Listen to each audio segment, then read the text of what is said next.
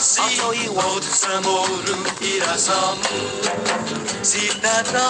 Sensamoru Sinanamu Tumalu Havana Parau Maricanu Gotunau Lagu I palabra en un pronuncia un usa humanidad necesita un ripara Chamoru Hachun Keke.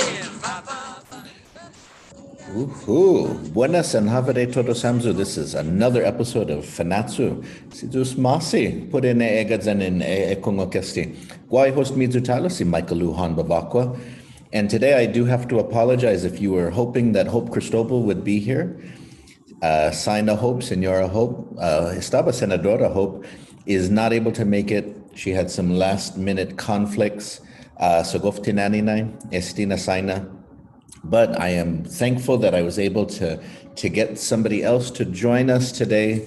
Somebody else so Senator Hope is going to talk to us about the Naftan issue, the issue of burials, some of the history involved in protecting the burials and the remains of our ancestors. And I'm so glad that I have with me Melvin Wampat Borja, who is the president of Department of Chamorro Affairs, the executive director of the Commission on Decolonization. And he will be here to talk about the Naftan, proper treatment of our historic, our sacred sites, and all sorts of stuff like that. Sidus Masi Melvin.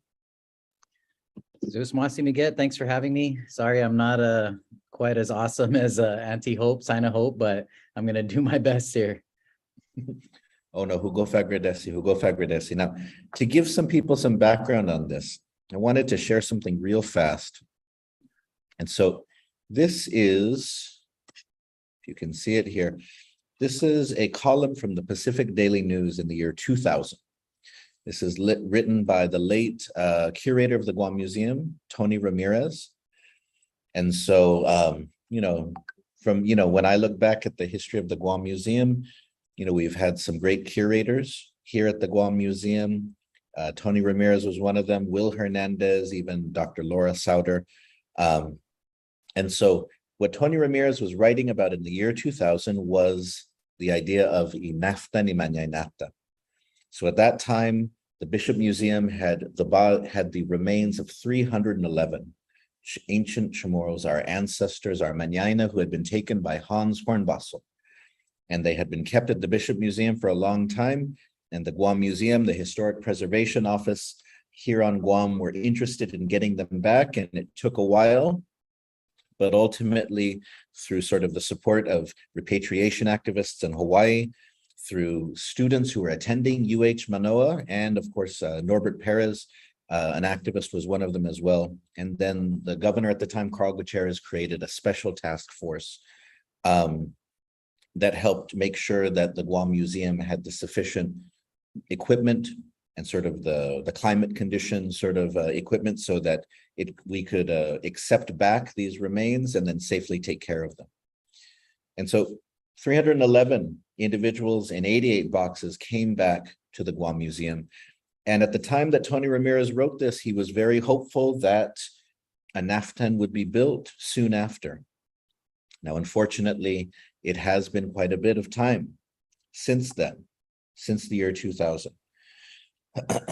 But one thing that I'm happy to have Melvin here with me to talk about is that I've seen a lot more energy and movement and passion towards getting the Naftan done in recent years, sort of, than I have in the past. And so I'm glad that he's here to talk to us about the importance of this issue.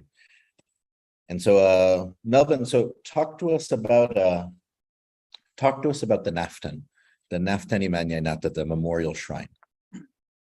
So as you saw in the article by the late Tony Ramirez, the issue really revolves around the nature of these remains and how they were discovered, what our policy was at that time, and what it is now. But the Naftan, essentially, the Naftan Mañaina-ta is meant to be a shrine, a permanent resting place for the remains of our ancestors that are unfortunately still not at peace. These remains were primarily discovered prior to 1979. Right, yeah, 1979. And since that time, there has been a law that was passed that now says that any discovery of human remains has to remain undisturbed. And so if, let's say a developer is building, an apartment complex, for example, and in their, digging of the foundation, they discover human remains. What has to happen then is that it has to go through the, the archaeological protocol with the State Historic Preservation Office. And at that point, they, when they determine that the finding is of significant historical value, these are remains of Chamorros, then they have to be either reinterred or preserved in place, or they can be reinterred in a proximal location. So, for example, in GPA was doing they built a substation down in Moleso, and as part of that dig, they discovered human remains, and they decided that they were going to, instead of kind of recovering the remains that would kind of infringe on their plans for their power substation, what they did was that they made an agreement with the village mayor to have the remains reinterred into the neighboring Santa Maria and Camelin Park. And that was because most substations are fenced off, and when a Naftan is built, and when we say Naftan, we're basically just talking about a shrine or a place, a recognizable site. And so when the remains are reinterred, they have to have a placard, basically saying what was discovered there and when, and whatever information that we can share based on the research and the findings of the archaeological study. And that's really for our community, right? For our young people to be able to see, where their ancestors are buried, to be able to learn more about their history. But this is a critical part of the challenge is, how do we treat these burials with dignity, but also how do we maintain, reasonable access for our community, so that our young people have an opportunity to visit these sites, to learn from these sites, and also for our their parents and grandparents to be able to mourn, which is a very important part of the conversation, which I think is often left out. Is how do we kind of deal with these these things as we move forward, as we evolve in our daily lives. Now, in the case with the dig in Moleso, it was agreeable because the property was literally contiguous to the border of the substation for the Santa Maria and Camelin Park. And because it is a community park, because it is maintained by the village, by the residents of Moleso, the residents deemed it appropriate that the remains be reinterred in the park rather than where the substation is. Now, in other cases, for example, with hotels, and we see this quite a bit, when they discover, oftentimes when they make a discovery, they're not gonna build rarely will build a shrine right where they found it, an Naftan right where they found it. And so oftentimes what they do is they identify a piece of the property that is close enough to the burial site and then make that their official Naftan site. And we see this at a lot of hotels around the island. The unfortunate part is that oftentimes the Naftan are not properly maintained, and they're more often than not they're not advertised or publicized. People don't know that the Naftan are there. But if you go onto a hotel property, they're fairly easy to find. They're usually right on the border of the property, right as you enter the hotel. Some of them build them inside the hotel, like the Nico, for example, built their kind of monument within the structure of their facility. But the key for the Naftan Mañaina-ta project is that these are remains that were discovered prior to the crafting and adoption of this law, this new law. But the other challenge is that a lot of the digs are associated with companies that no longer do business in Guam, or no longer have an archaeological firm that is contracted to deal with these remains. And so the question then stands, what do we do with these remains? Who is accountable or responsible for them? And then how do we, more importantly, treat them with dignity and allow, the access for our community to not just mourn, but also to learn? And so the bill eventually was revisited, and is, we're hopeful that there's another bill to fund the construction of the Naftan that we're hopeful will pass. But right now, we're definitely further along than we have been in the past, in the sense that we have, bill or a law that is currently live that authorizes the construction of the facility. We just don't have the funding yet to actually build it. Now, the part of the holdup with the bill itself to authorize the construction of the Naftan was really caught up in like a technicality in the way that we mapped out the property and how it would be executed in terms of construction. And so the property that's slated for or earmarked for the Naftan Mañaina-ta is up in Oka Point. Some people call it Ipa Point, but I've been educated that it's actually more appropriately Oka Point. So this is right above the Hilton property, further up from the Sagan Couture and CHamoru property, if you know where that's at. You can actually access it from the Sagan Couture and entrance through there's like a little pathway that leads up there, but you can also get to it through the loop, the circle up there where the old hospital used to be. The law says that the Naftan can be no less than 2.5 acres, but no more than 5 acres in total. It's going to be an open air facility. It was actually designed by the late Andrew Laguatnia, who also designed the Senator Antonio and Paloma Guam Museum, which is great. The thoughtfulness and the conceptual design is fantastic. As all of Mr. Laguatnia's work is, but it's also very significant to us, to a lot of us, in the sense that this is really like the last project that Andrew Laguatnia worked on before he passed. And so the facility itself is a very beautiful structure. Oh yeah, there's a design, great. And so you notice that the firm utilized some of these common themes that we see also in the architecture of the Guam Museum.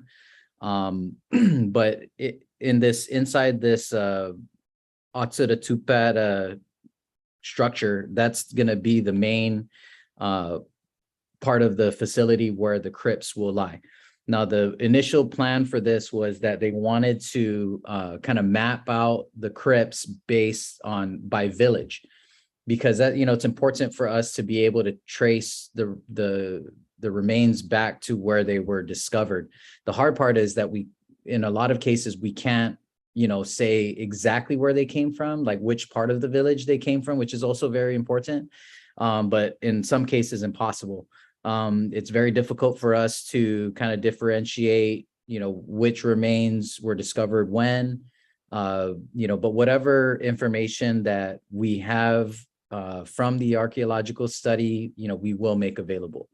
But the idea is that there should be a permanent resting place for these particular remains, and it should be done with dignity. Now, this is, as great as this concept is, it does present a number of other issues and complications. So, for example, now what we're experiencing is that there are a number of contractors who were associated with discoveries of human remains that are no longer on island, and we can't even find a point of contact, somebody to take responsibility for the costs associated with these studies and the reinternment. And so there's a number of ancestral remains that the Guam Museum has in their possession. Normally what happens is that when there's a discovery made, the SHPO's office comes in and they do their initial assessment. Once they kind of go through the whole inventory and log everything on their side, then it comes to us. And it comes, the SHPO's office really is built for to enforce the preservation policies and protocol, so that we're treating these remains with dignity and with the greatest of care. But once that side of the job is done, then the question is, what do we do with these remains, and what is the appropriate outcome that will still benefit the community? And so normally when we receive items, and this is not just for human remains, but also, artifacts, the challenge after they go through the SHPO's office is, telling the story. How do we tell the story of our people in a way that is accessible to our community? The same kind of approach we take with human remains, even though, we wouldn't take a human skeleton and put it on display at the museum, but there's still a story that can be told, even if we're not using them for a museum exhibit. And that's really what the Naftan represents. In a lot of ways, it is an exhibit. It is a place to tell stories, to share history. And one of the nice things about the conceptual design for the Naftan is that it's really built to be like a community meeting space. And so, it's not just, a place for our dead, but it's also a place for us to continue living and to navigate, our lives moving forward, in context of our historical challenges. So it's a really exciting project because it's going to help us to close a very painful chapter in our history. I'm sure that Dr. Bavacqua has his own experiences, coming into the museum as a curator and really being one of the major people in the front line in, regards to this particular collection and inventory. Dr. Bavacqua has been closely involved with the organizing and cataloging and kind of maintenance of, these remains alongside our Guam Museum team. And it's a very, very difficult thing, even for me. I don't, I'm a suit, right? I work in the administrative office. I've seen the collection. I know the state of it, but it's not something that I deal with regularly on a hands-on level. Very different than the role that Miguel plays as curator and our museum assistants, who are very intimately familiar with the collection. But it's still a very a very uncomfortable and painful thing for me, in the sense that I feel very deep connection to these remains. For me, they're not, and I imagine I'm like a lot of modern day Chamorro that feel like these are not just bones in boxes. They represent a very deep history, a 4,000-year-old history. It's a tangible connection to this this long legacy of prosperity on our island, our ancient civilization that has survived, wave upon wave of colonial rule and war and death, and it's a great way for us to kind of understand our place in this island and in this community, and what to put into context all of these things that we're fighting for. So even for me in my role as the director of the Commission on Decolonization, I see a very real connection and very real value to this conversation, and the way that it affects our people, because ultimately, we are going to determine our political status based on the way that we identify, and these are all very important ways that we continue to, strengthen and promote, a healthy sense of identity for our young people. And it's a great way for, for them to connect to the stories of their past. Again, no, thank you. Thank you so much and I really like the way that you are highlighting the educational aspect of this, right? Is that because in the past, there was always this assumption that you need the bones so that you can break them down, so that you can study them, right? And that's the educational value, right? Right. But if you create a space, like this, then the education is it's the story. It's the reestablishing of the connection. It's talking about the values. It's talking about the people, right? And when you think about it, you mentioned some of the other naftans that are out there, right? Like the one in front of the old, is it the Fiesta or is it now something else? Yeah, it's called something else now, but the former Fiesta Yeah. has one right out there in the front. Right in the parking lot, right? And you I think a lot of people just imagine that it's a place where the employees can take smoke breaks. It really does look like that. And I think that that's one of the, that was something that was heavily considered when, they're trying to work through this bill to authorize the construction of the Naftan. I mean, even the site that was selected, I think, is very significant. As we know, Tumon Tomhom was a major settlement for our people. And now it's completely ravaged by hotels. We see the desecration of that sacred space and what it has become. But, we also kind of see the way that we have insisted that we remain present in that sacred space. And so, I remember having this really great conversation with the director of Department of Land Management, Joe Borja, who actually helped write this bill. And he had mentioned that, when we were having problems trying to figure out, work our way through some of the kinks in the bill, some of the inconsistencies that were really holding up the process and keeping it from moving forward. There were conversations about relocating the site. Maybe it should go somewhere else because, we have all of these geographical concerns and we're not really sure if we can work it out.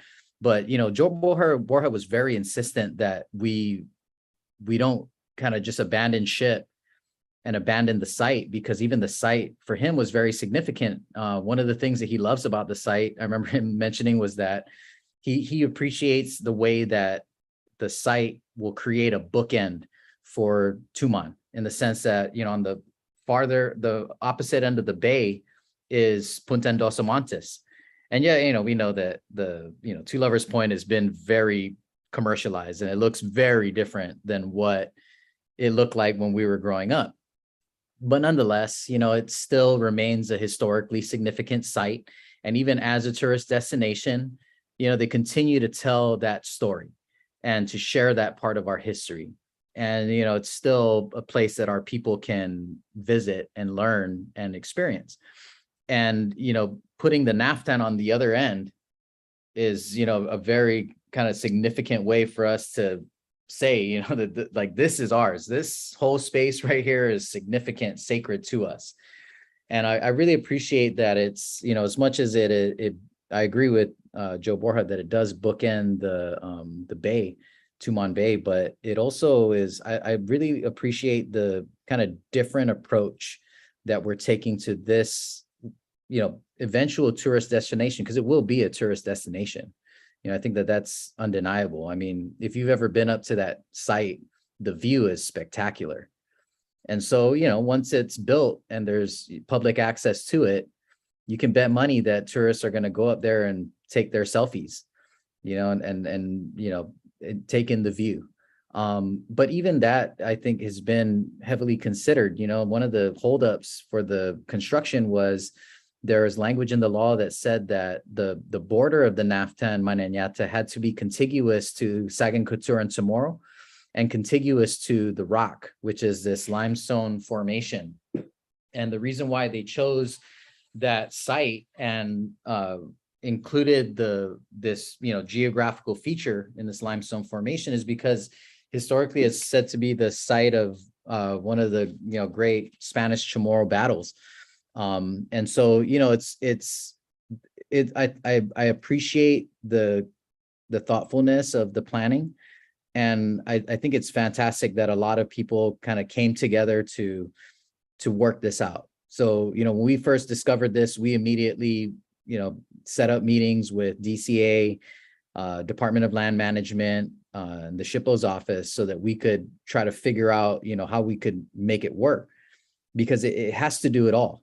It has to, every piece of it is important. Like even the requirement that the border is contiguous to Sagan-Couture and Chamorro is important, because we know that it's going to become a tourist destination. And then we also know that SKC is easily our most authentic offering of Chamorro culture to a tourist population. And so, we want to support that operation. We want to be able to have these cultural practitioners benefit from the traffic that's going into the Naftan, and vice versa. People who go to Sagan-Couture and Chamorro can walk right up to the Naftan, and so I think it's a great way for us to kind of add another layer to the presentation of our culture to our visitors, but to also provide an additional space, a usable space for our people to continue to exist. Oh, definitely. I think, I love that, the dual role that it can serve. And I wanted to share, because we were talking about the fiesta. And so when I would teach Guam history, I would sometimes take students on a field trip where I would give them an assignment where they would have to find all of the Naftan memorials that are in Tumon. And some of them are tough. Like the most hysterical one is the Hyatt, where they just have a little nub that sticks out of the grass. Yep. that has a message on it that talks about it. Right. And this is what's unfortunate, is a lot of them, they want to hide it. They don't want to let people know about it. But this is this is from when the Fiesta did their shrine. And so I want to just share it with everybody. Oh, yes. The air was filled with chants sung in Chamorro as the island's leaders and residents came together to bid farewell to the remains of the ancient Chamorro people. The Department of Parks and Recreation and Historic Preservation organized a reburial ceremony at the Fiesta Resort, calling it the last step in the hotel's development. 17 archaeological burial boxes were brought back down, representing a total of 88 ancient Chamorros that were uncovered in the area. Historic Preservation Specialist Joe Garrido says this closes out the archaeological mitigation of the Tumon site. It's part and parcel of the project responsibility and conditions that have been set and agreed upon in order for the hotel to go through with their development plans. This is part of what we call the archaeological plan for the project. The burial boxes were sealed underneath a small monument built as a final resting place of the disturbed ancient Chamorro remains. Garrido adds he was overwhelmed with emotion during the ceremony because he believes this is the most respectful way to honor those who used to live here. Although the burial chants and the ceremony itself may be similar to what ancient Chamorros may have done, he hopes it was enough to say goodbye. We probably did not achieve the final act of honor that we can give them. We hope that they will forgive us and give us their blessings.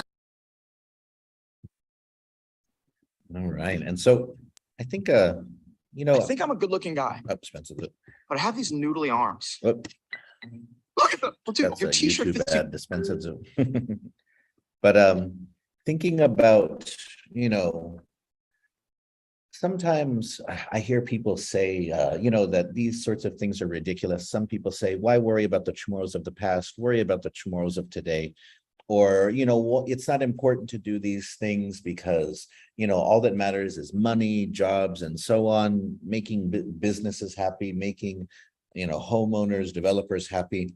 And it's like, when I see a ceremony like that, it's like, why would we want to let people just act like with impunity about what they do to the earth, to the ground, to the things in it, why would we not want to encourage people to be respectful, to be ethical, right? And so, Right. I wanted to hear your thoughts because, this comes up with the military buildup. This comes up with all sorts of things when, when somebody finds historic properties on what they're building and they don't want to deal with it, right? And so I wanted to hear your thoughts because, I encounter that all the time. People say, who cares about those who are dead? Only worry about those who are today. And so if I need to bulldoze all of these things to make some money, then do it. I wanted to hear your thoughts on that. I mean, I think that that's a very salient issue. I think it's one that really hits close to home for a lot of us. I gotta say that watching this video with Malat speaking, it's hard to watch for me, and I think a lot of it is not just because of the emotion that I associate with, these types of actions and these types of outcomes, but also, just kind of hearing the firsthand account of, Chamorro, who is one, obviously somebody who really values this part of our culture and tradition, but also somebody who is an archaeological expert, a scientist, so for somebody like, Senor Garrido to, express the emotional turmoil that, he experiences working on the front line on this issue is, I mean, it's really difficult to stomach. I mean, at the end of the clip, he says, we probably fell short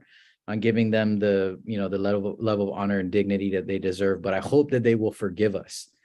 It's just, I mean, it's such a difficult thing, and I think that that when you like you mentioned, we often kind of have our cultural beliefs and our values pitted against, the new world priorities. And so at the time that this dig was happening, the priority was, economic development and tourism, right? Embracing our tourist model and, building up the infrastructure so that we could be a more viable tourist destination and market. And so, and now, we're doing something similar, but it's, associated with the military buildup and realignment. And so similarly, in both scenarios, what we're doing is we're prioritizing something over, our cultural values and our traditions and our practices. And we're saying that, back then we said that, tourism and hotels are more important than, your customs and your beliefs and your system of, honor, worship, and even mourning. And now we're saying that, national security is more important than your customs and your traditions and your practices and your beliefs. And, I think that this is, unfortunately, this is a recurring theme for the Chamorro people. We're constantly being asked or constantly having these assertions imposed upon us to say, well, there are more important things. Yes, this is important, but not as important as our economy. Yes, this is important, but not as important as our national security. And I just think it's unfortunate, that this is not that different than, when post-World War II, when the military took 2/3 of the island, and we're over here saying, how are we supposed to live? Where are we going to farm and where are we going to build our homes? And the military said, yes, that's important, but, where are you going to live if somebody else invades and bombs this place? And so, we're constantly being kind of pitted against these new world issues. And it's almost like there's no place for the old world, the world that we value, that we still desire, a connection to. And, I think it's especially important now because what we're seeing now is what I like to believe is, our Chamorro Renaissance. I think that a lot of young people are just starving for anything that validates their sense of self, that establishes their place within this conversation. There's so many, especially now, in Guam and throughout the Marianas, there's so many young people who are ethnically mixed, but their identity is that of a Chamorro. They know no other life, no other, view of self other than a Chamorro view of self. And so then, what does that mean? And what does it really mean to be a Chamorro? And for many of us, we find these connections in different ways. Some of us, we get involved with a chant or a dance group, and that practice helps us stay grounded and connected. Some of us, learn how to throw a sling or learn how to throw a talaza and fish or whatever, you know what I mean? And everybody kind of does it in their own way. But, this is one of those unifying things, that all of us are connected to these ancestors in some way, shape, or form, and all of us find a sense of belonging because we're able to trace our lineage back to these individuals, in these places. And, and that's part of it too, right? Is that oftentimes Chamorros are, we're separated from the land, we're compartmentalized because it's like, oh, well, we're going to desecrate this land, but we're not, trying to be disrespectful of the people because this is about the land, not about the people. Or, we're going to do X, Y, and Z to the people, but, we're going to protect the environment. We're going to plant trees, because we don't want to negatively impact the land. But I think that, the fundamental problem with this approach for us is that, we are inextricably connected to the land. Regardless of our experience, you cannot separate the people from this island. We are part and parcel to the experience. It's one of my favorite shirts when I was living in Hawaii was used to say, "No Hawaiians, no aloha." And I love that concept because, aloha is one of those, easily commonly appropriated terms, and settlers like to throw aloha around real casually, and because aloha means hello, and it also means love, and I like that because it's friendly and I can use that, I feel comfortable saying aloha. Just like how we now in contemporary Guam, maybe not Chamorros, but a lot of people throw around Inafa Malik very casually, right? Because Inafa Malik is comfortable, right? It's, we're going to make things good, right? It's goodness, we're going to make things good with all of our people, with everybody. But, even just like aloha, Inafa Malik, has so many layers to it, it's so much more complex than just good. Yes, Inafa Malik means to make something good, but it also means to make something right. You cannot understand Inafa Malik without understanding the principle of reciprocity. And reciprocity is paramount in our Chamorro culture, Like if you do any research on the, Chamorro, ancient Chamorro's value of life, even our concept of war, our practice of war is very different than a lot of cultures. And a lot of us believe, and understand it in that way because we know the way that Chamorro valued human life and what it meant to us, to all of us, so even in a conflict, in a violent conflict, if one Chamorro dies, that's enough. No other Chamorros have to die today. The conflict is settled. We don't need to kill more people to make our point. And so I think that in a lot of ways, it's very similar, in our approach of and our understanding of this situation, is that, yeah, we value life, but we also value a life that was lived, so even like in the burial custom and tradition, right, where Chamorros would bury a loved one and then later remove the skull and keep it in the home. It's an odd practice to a Westerner, it seems weird. Why would you keep the skull of your loved one? It's creepy. But, for us, we understand the need for a tangible connection to the spirit world. The spirit world, our ancestors is, it's a very real relationship. And even for us, contemporary Chamorro, who grew up in a very different Guam, than, our ancestors lived in, we still really embody and internalize this practice and this understanding. Like even Chamorro, who are maybe not, they don't know or practice their culture to the level or degree that, we should, but they still will not, pee in the jungle without asking our ancestors for permission. Even if they have to ask in English, they're going to do it. You know what I mean? And that right there is, the embodiment of our spiritual connection, our very real connection to our past.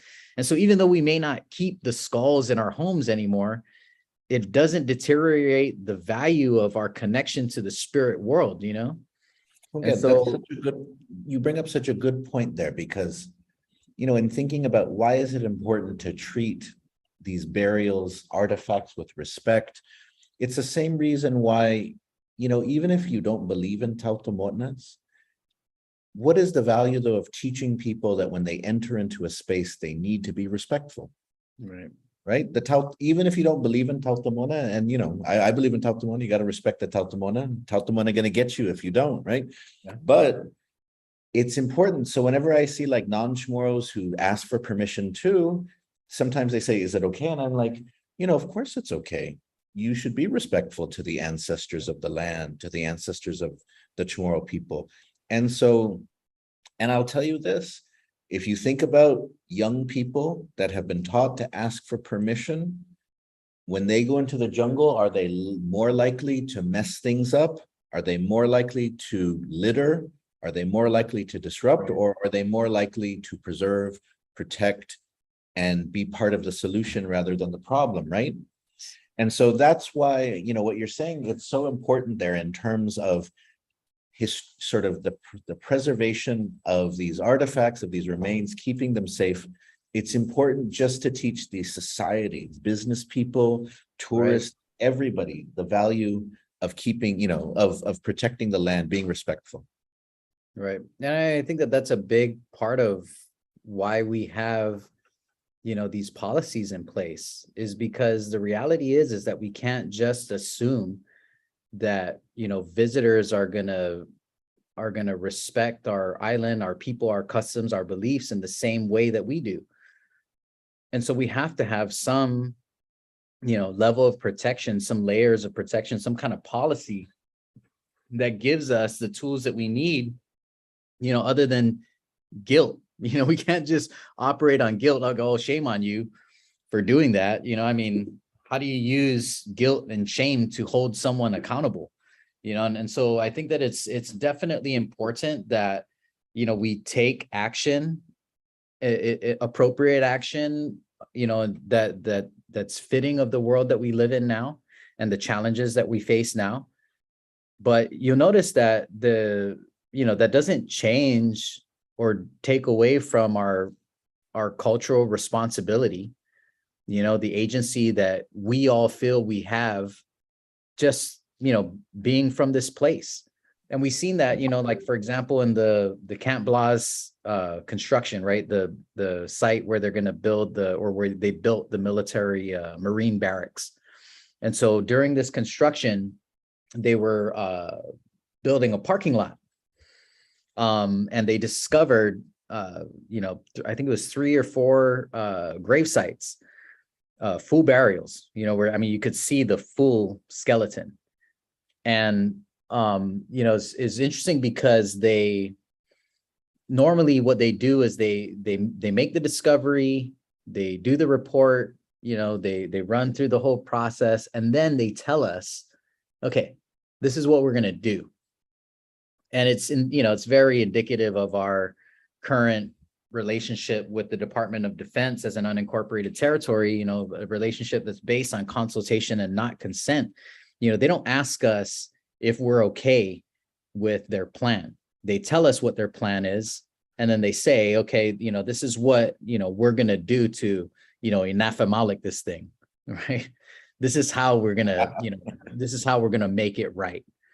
And, it's funny, you talk to activists, a lot of activists, they hate the word mitigation. Mitigation is like a bad word to activists, because mitigation implies that the damage is done and that there's nothing you can do about it. Mitigation reminds us of our lack of agency. You know, it reminds us that, you know, we are consultants and not stewards. You know, we're not the keepers of this place. We're just kind of here, you know, and they notify us as a courtesy, you know, not as a responsibility. And so, you know, when they discovered these remains, they decided, okay, hey, we're gonna preserve in place, which is, we rarely hear that, right? Preserve in place. And of course, like, you know, the military rolled this out like, oh, you know, look at, we're this like benevolent neighbor, you know, we're really, look how much we care about you Chamorros, you know, so, you know, we're going to do you a solid here and we're going to preserve in place. And we decided that, you know, instead of disturbing your ancestors, what we're going to do is we're going to move our parking lot over here in this other area. And then we're going to build a Naftan right here, shrine, you know, and so, and they made a real big deal out of it. You know, Miguel and I both had the luxury of being able to attend this ceremony. And I can tell you right now, like, you know, Miguel and I had like this kind of painful conversation after the ceremony, because, you know, we both kind of were admittedly grateful, you know, that we were able to be there and to experience it. Because, I mean, how often do you get a chance to see, you know, a thousands-year-old burial?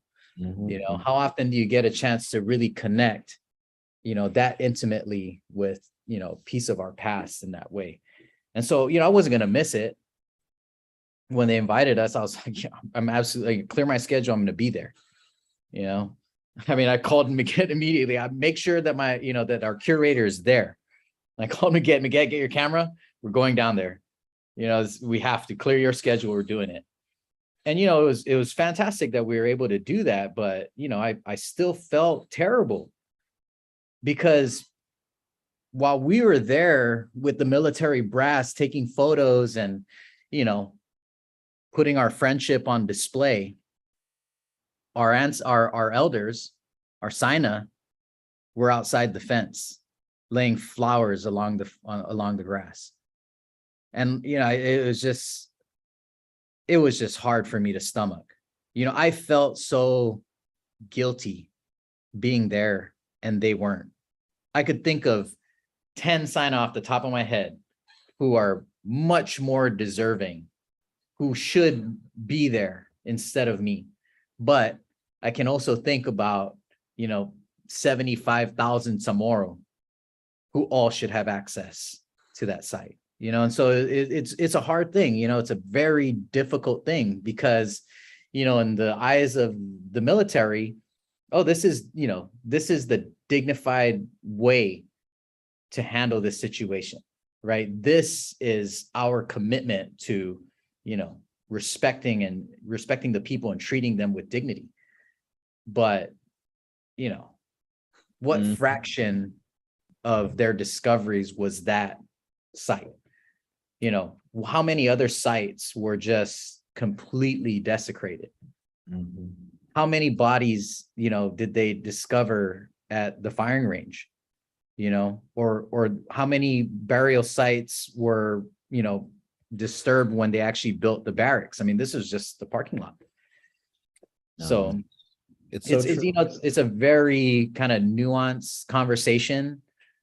But I think the thing that is clear is that, you know, there's just a different perspective when it comes to how to deal with burials.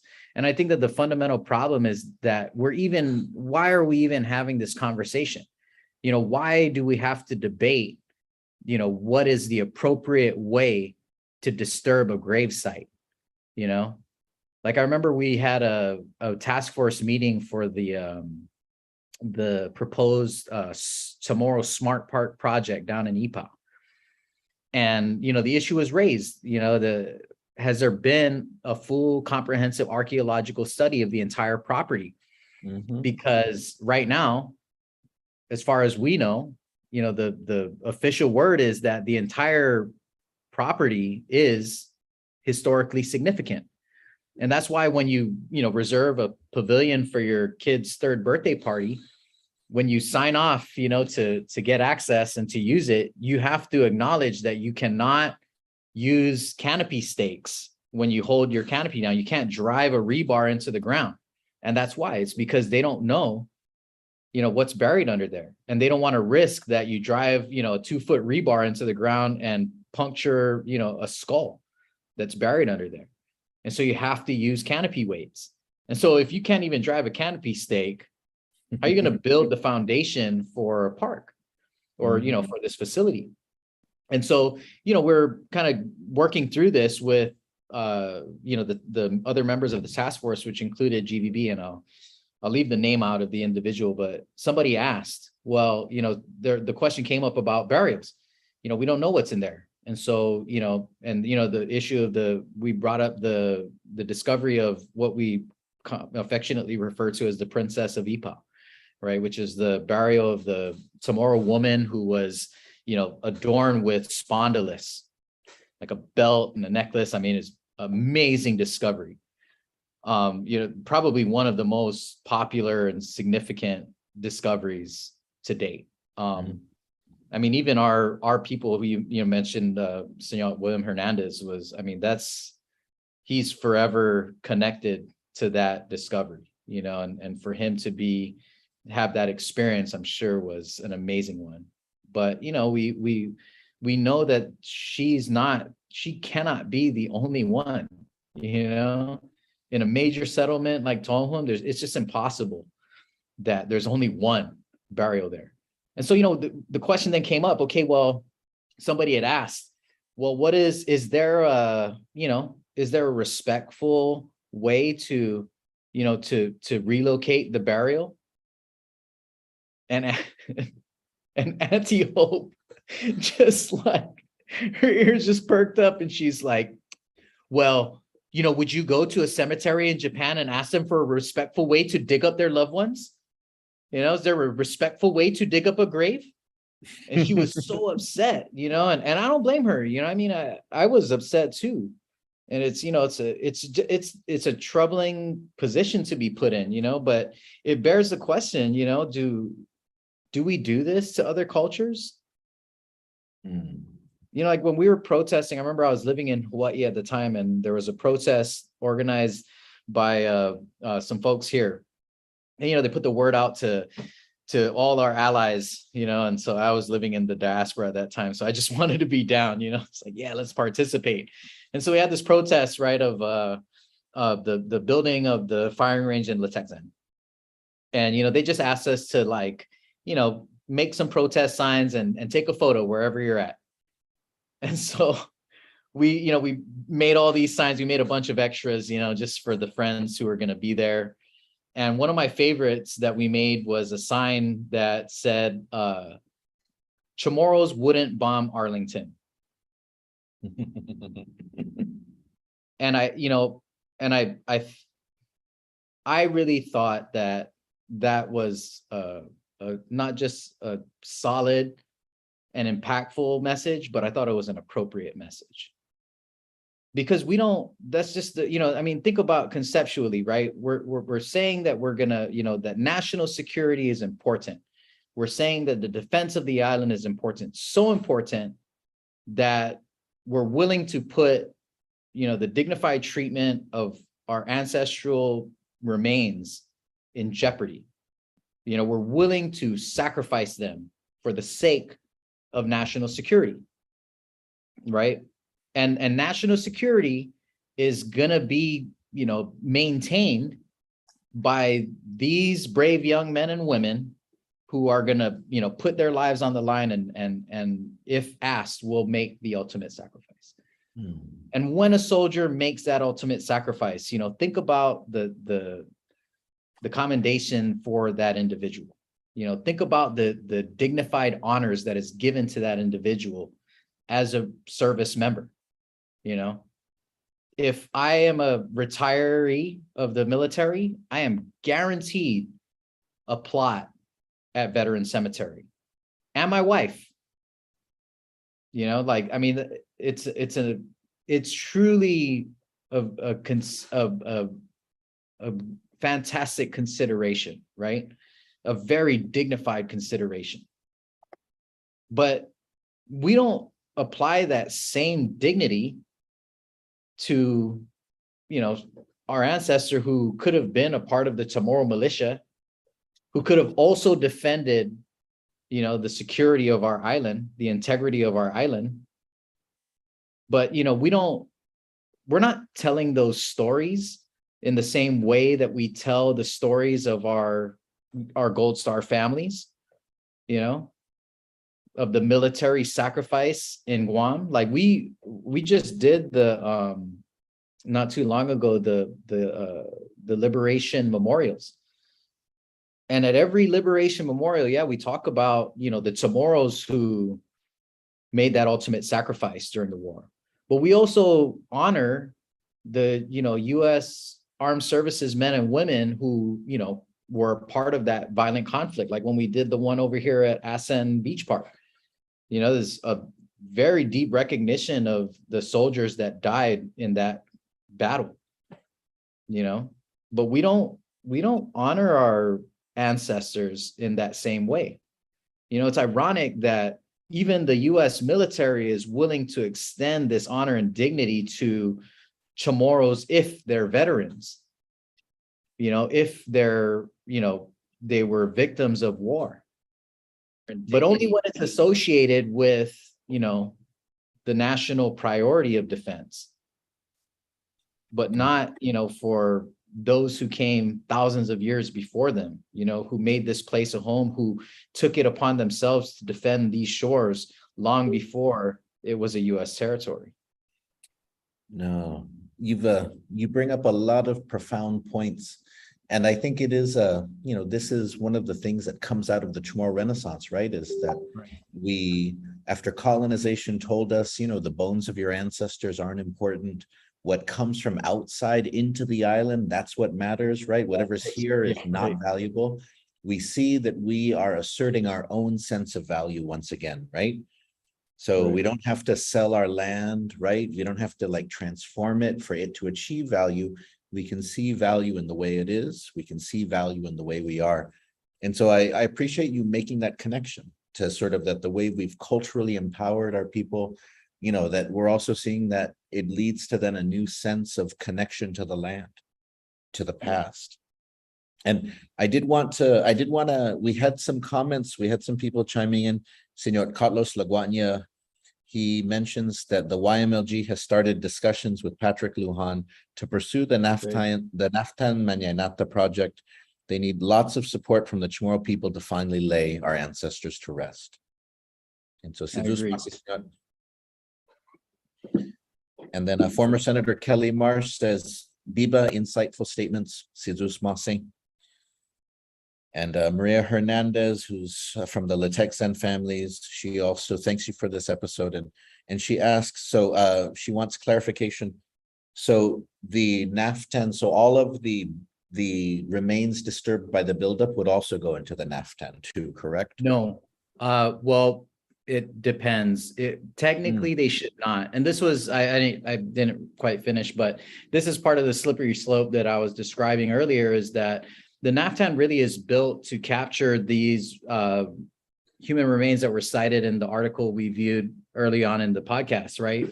And that's because, you know, there was no law in place to reinturn. The goal of the law now is to disturb these remains as little as possible. And that's why we say the priority is to preserve them in place. But if they must be disturbed, then they have to be reinterred like right next door. You know, there's a limit. You can't just say, oh yeah, proximal means in the next village over. You know, you have to be able to see the site from the discovery site. And so, you know, what we're seeing is that there are digs that don't have a responsible party anymore on Guam. And then you have a hotel or a new owner of a hotel who doesn't want to take responsibility for it because they don't think it's their problem, you know? And so now they're asking us, well, can we just put it in the Naftan? Because you guys are going to build the Naftan anyway, and that's dignified, you know, can we do it there? And, in some scenarios, I mean, yeah, there's been discussion about it. And I think that there has been expressed support for that. But there are others who oppose that because they feel like it opens Pandora's box. We let, this one hotel bury their remains in the Naftan, then what's to stop, Hotel X 20 years down the line from saying, oh, well, you let them in the Naftan. I don't want to put this on my property. I don't want to build a Naftan here. So why don't you take it there? Then there's the military, right? I mean, the military is, I mean, the remains discovered in association with the military project should not be buried in the Naftan. It's not built for that. And I mean, I think it's pretty clear in principle why, right? Mm-hmm. But even in a functional approach, there's just no way for us as a government to properly plan for the volume of discovery that is inevitable by this new military expansion. Mm-hmm. I mean, how are we supposed to predict that? You know what I mean? Like we don't know first of all, we've been locked out of that land since Guam became a territory. I mean, we haven't had access to that, quote unquote, federal property in generations. We don't know what's there anymore. Mm-hmm. So how are we supposed to predict what they will discover? We don't even know if what we're getting from them is everything that was discovered. I mean, of course we want to believe that they're doing this with honor, but it's not like we have any kind of policy that holds them accountable for that. They're only held accountable for following the procedure. Even the procedure is not necessarily culturally appropriate. Senor Garrido Malaya was one that, was really fought. Like you notice in the video, our ancestors were reinterred in boxes. Those are acid-free boxes. Those things, first of all, those things are not cheap, but they're also not culturally appropriate. We didn't bury our people in acid-free boxes.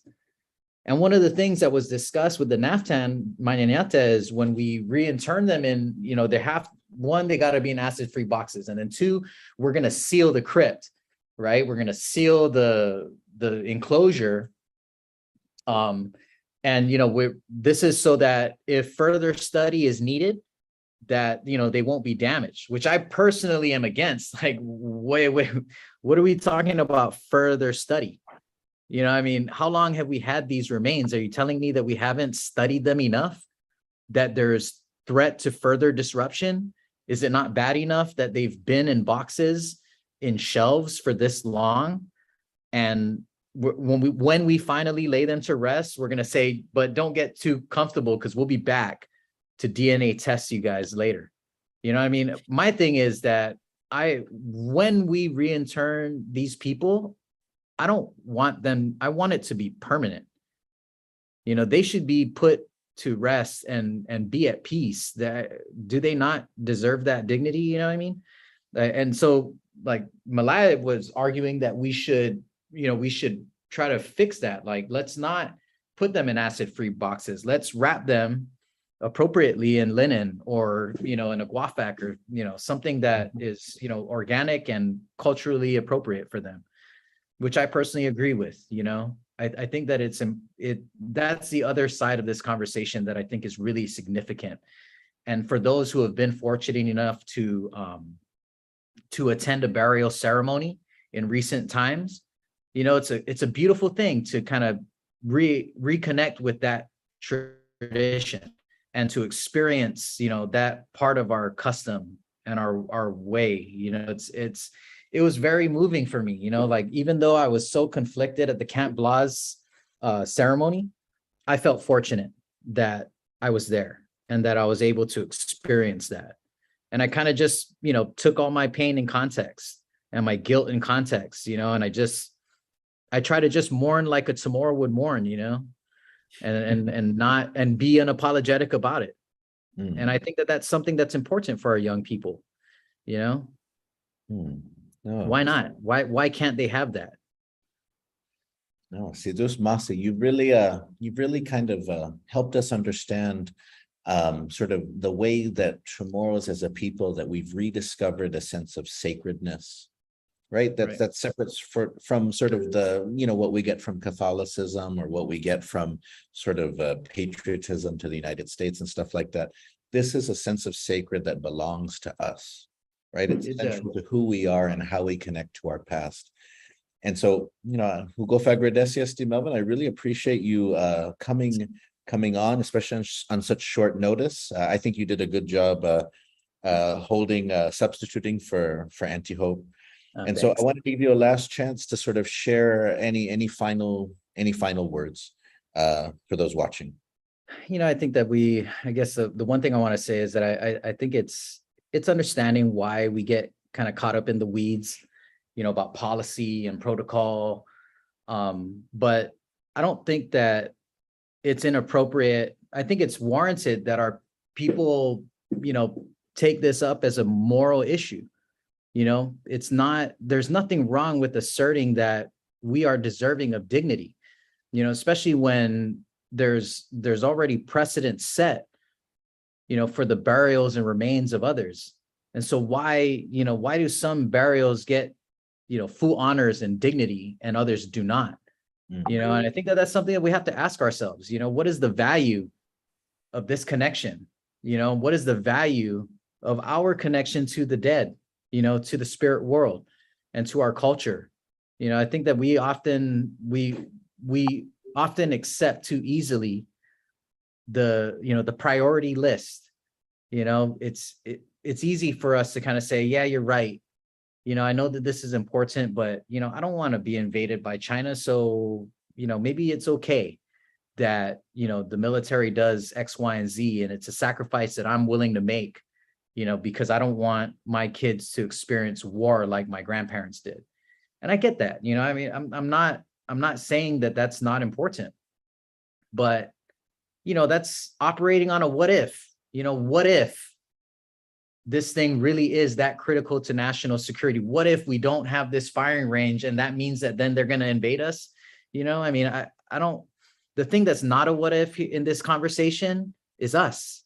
It's not what if we are connected to these people in these burials. We are connected to these people in these burials. Not what if they are important to us. They are important to us. Not what if they have value to, the perpetuation and survival of our culture. It's not a what if, it is.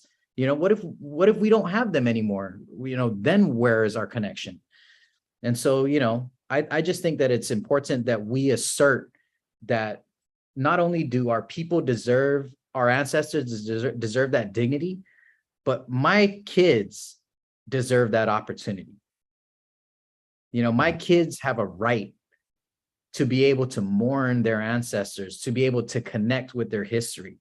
We talk a lot about rights, but we don't often talk about the rights of the dead, nor the rights of the living to remain connected to their dead. Like the living often get left out of this conversation, but that's the heart of the practice of, removing our loved one's skull and bringing it into our home, is because that's, there's still that connection to us who remain here, until we meet again. Like, you're still watching over me, you're still protecting me and guiding me.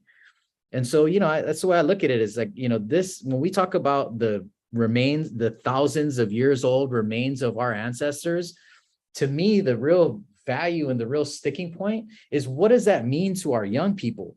Yes, I get it. They're past, maybe they're not feeling the physical pain and strife that we experience today, but I still believe that, there's life, there's a spiritual life. And what does that mean to our kids when they're severed from it?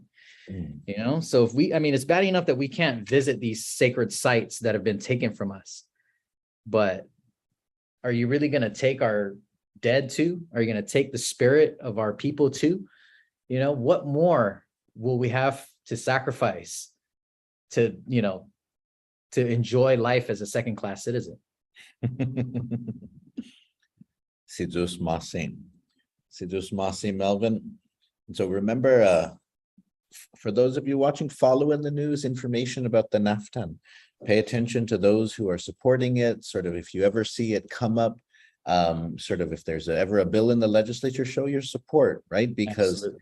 the way, it's often said that you can judge a society on how it treats its elders. The same goes for how it treats the bones of its ancestors, the artifacts from the past, right? So that societies which don't take care of those things, right? We can judge them. And so we should remember that.